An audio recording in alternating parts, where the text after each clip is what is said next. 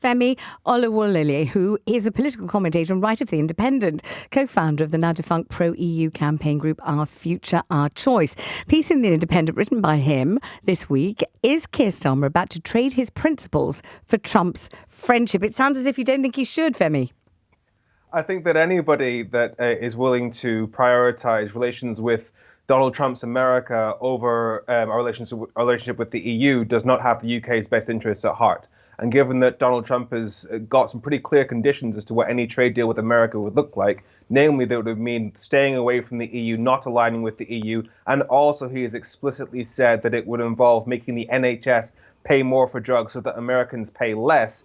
If you're willing to pay that price for it, when we do 3 times as much trade with the EU as we do with America, you don't care about the UK.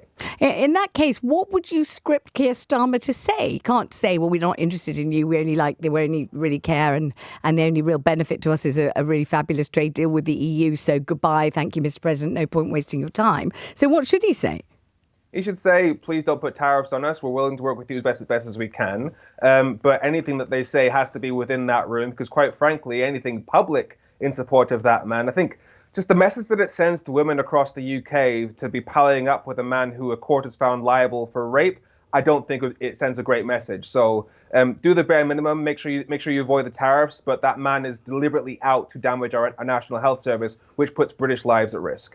On the other hand, so many American women somehow comfortably managed to vote for Donald Trump. They obviously didn't see, the election of Donald Trump as president as an indelible stain on their status in their own country or their future or anything of the kind. Yeah, that was primarily white women over in America. Black women were I think it was 90% against Didn't Trump. he do tremendously well, for example, with Hispanic women?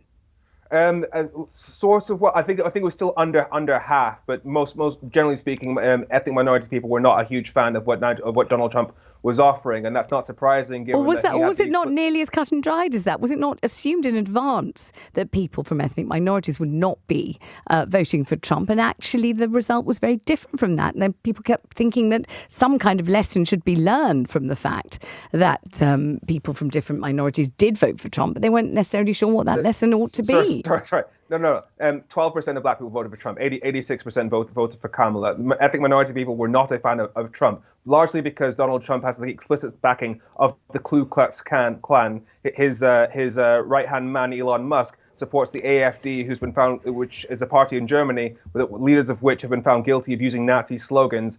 He has the Proud Boys, who he recently released from prison. He released a whole bunch of white supremacists who stormed the Capitol and tried to take over the government by force just a few years back. The idea that this is a man who is friendly to ethnic minority people is simply not true. So white women may have seen a way to use their whiteness to their advantage in voting for Trump, but black women in America were not a huge fan of him. And bringing it back to how we should deal with him, as somebody who has the explicit plan of making our NHS pay more for drugs, given that our NHS is already struggling. We are going through crisis after crisis. And this man has said in any trade deal he does, he will undo what he calls the global freeloading, whereby other countries pay less for drugs than American companies pay. He wants to make our NHS pay more for drugs. That will be the condition of his deal, Mr. America First. That will damage British lives, put British lives at risk. So anybody who cares about the UK cannot be prioritizing trade with a country that we do at like a third of our trade compared to the EU